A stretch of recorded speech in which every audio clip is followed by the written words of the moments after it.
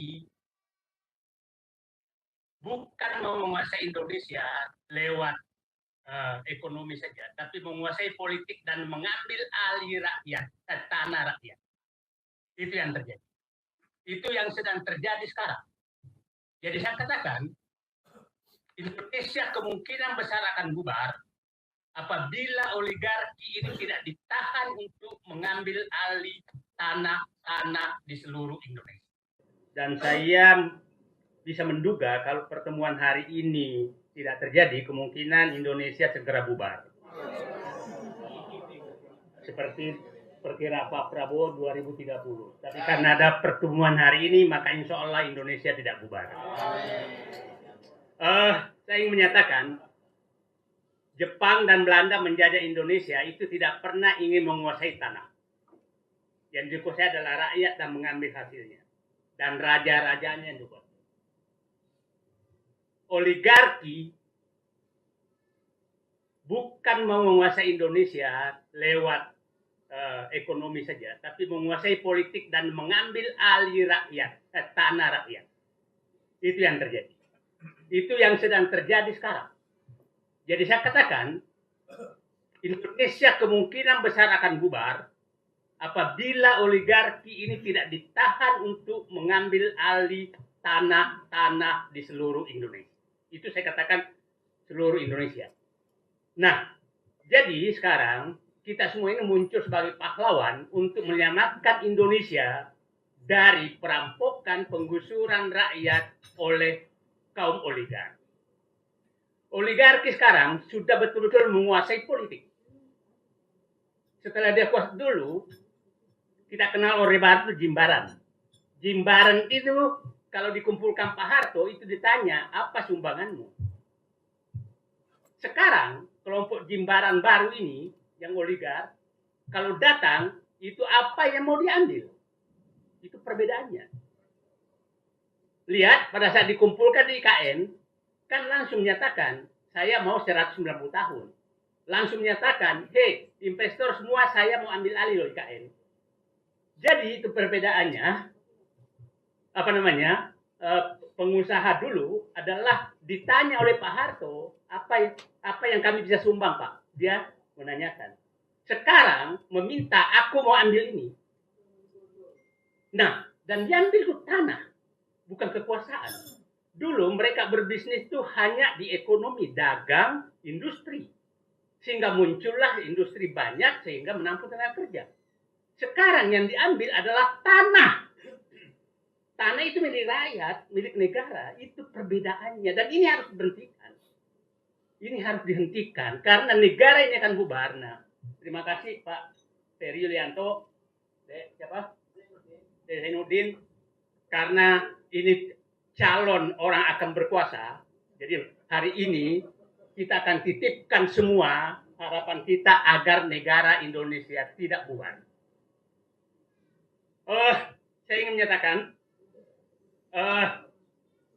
saya katakan tadi pergeseran kendali kekuasaan itu sekarang betul-betul cara mereka adalah menguasai partai politik,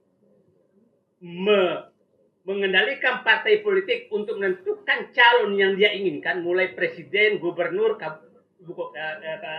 wali kota, bupati. Setelah itu dia meminta penetapan izin lokasi seluruh tanah yang ada. Setelah dia dapat surat izin lokasi, seakan-akan dialah punya hak untuk segala izin lokasi tersebut. Dan semua orang yang ada di situ harus diusir.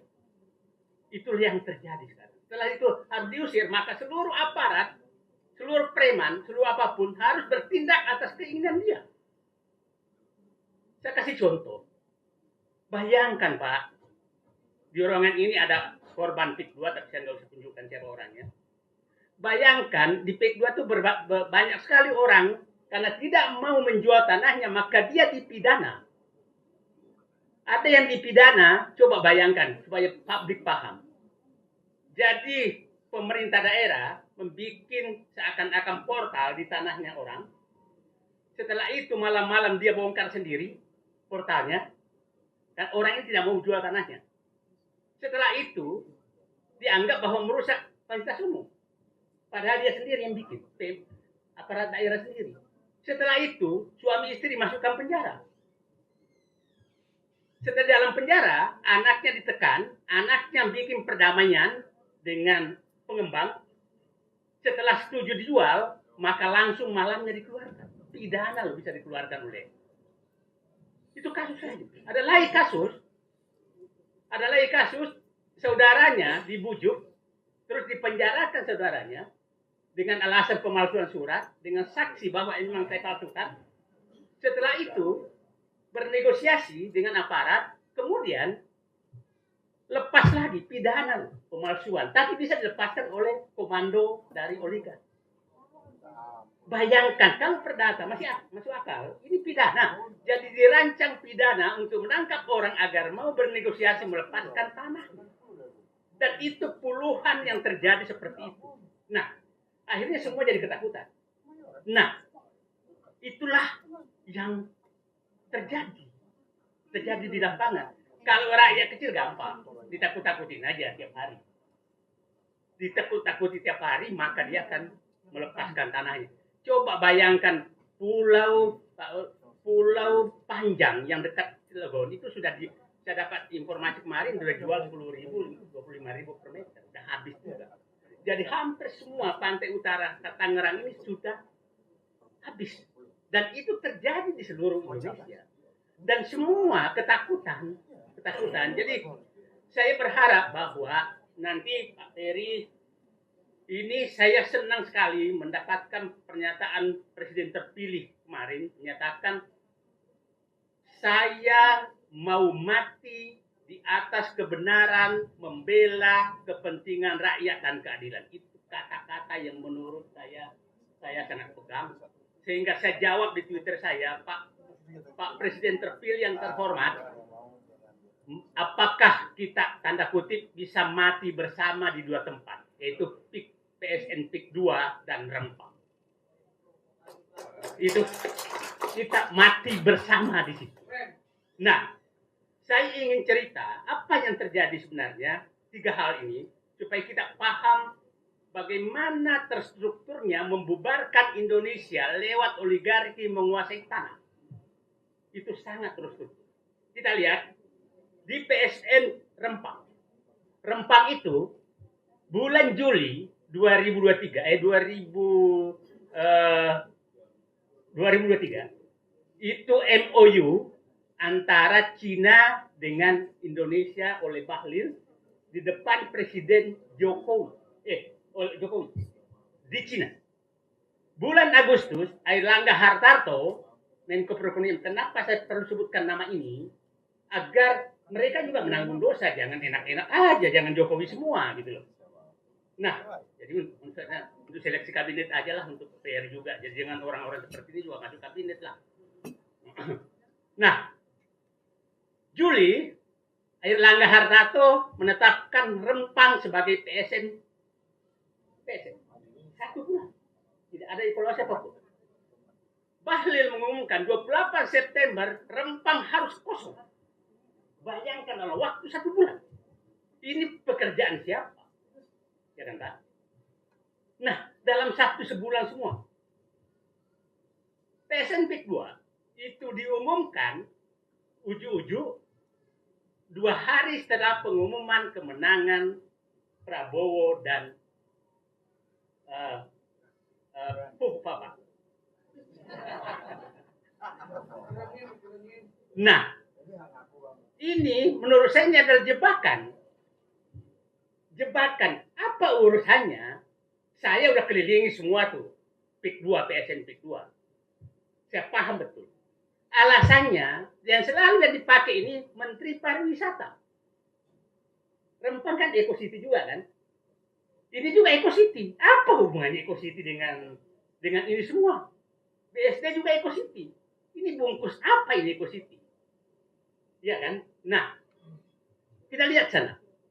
Yang dikatakan, saya kemarin datang, coba, yang dikatakan melindungi hutan mangrove di PIK 2, itu lokasinya di luar PIK 2. Yang luasnya mungkin baru dibikin kok itu. Saya lihat datang ini pelangnya baru dibikin semua. Jadi bikin dulu PSE-nya baru bikin mangrove-nya.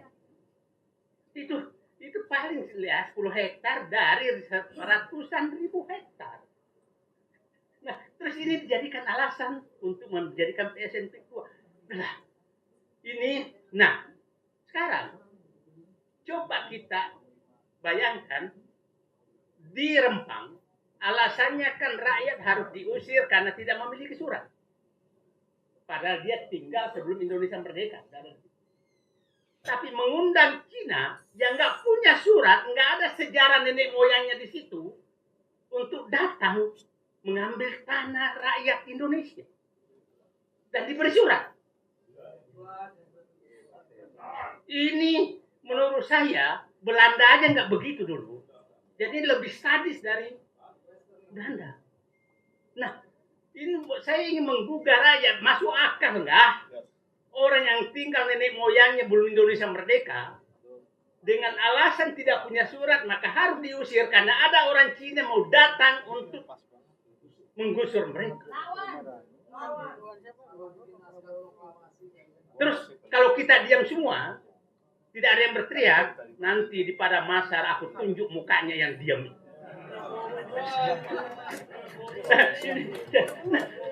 Karena udah nggak masuk akal saya sama sekali. Nah, itu ini dan itu harus diusir. Saya kebetulan ke sana, ya menarik tuh ibu-ibu yang berjuang di sana di Rempang itu, bukan bapak-bapak. Dan ketemunya saya orang Bugis lagi di sana, ibunya Bugis Aceh.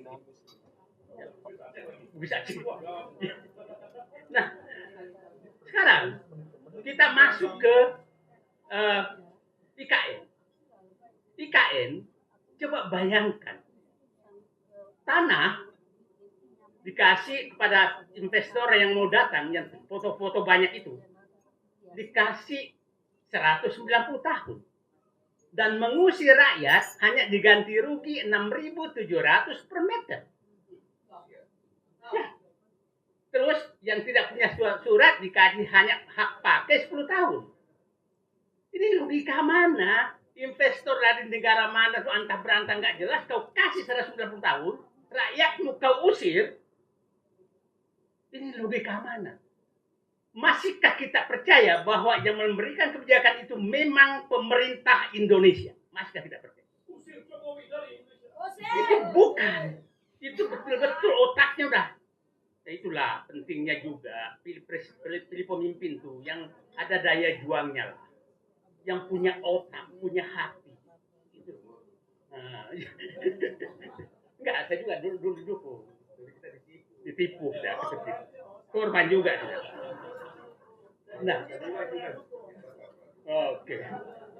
Enggak, saya dulu dukung JK saya, karena ada JK di situ. Nah, oke. Ada juangnya, Bang. Oke. Sekarang apa yang kita harus lakukan? Tidak ada jalan lain untuk menyelamatkan Indonesia, maka saya titip ke Bung Ferry Yanto, sampaikan ke Presiden terpilih bahwa praktekkanlah kata-katanya yang kemarin keluar, bahwa akan mau mati di atas kebenaran dan membela rakyat. Itu saja yang kami tepuk tangan minta. Dan kami ingin prakteknya itu terjadi di 3 tempat saja dulu. PSNP 2, Rempang, dan IKN. Itu saja yang kami harapkan. Dan insya Allah kalau beliau setuju mau lakukan itu, insya Allah kami semua akan ada di lapangan dan meneriakkan selamat datang pahlawan Indonesia yang menggagalkan pembubaran Indonesia oleh kaum oligark. Itu kata-kata menurut saya. Selamat datang Pak Prabowo yang kembali menyelamatkan Indonesia dari pembubaran Indonesia oleh penguasaan lahan oleh kaum oligark yang sedang dilaksanakan oleh rezim Jokowi. Dan itu harus dihentikan.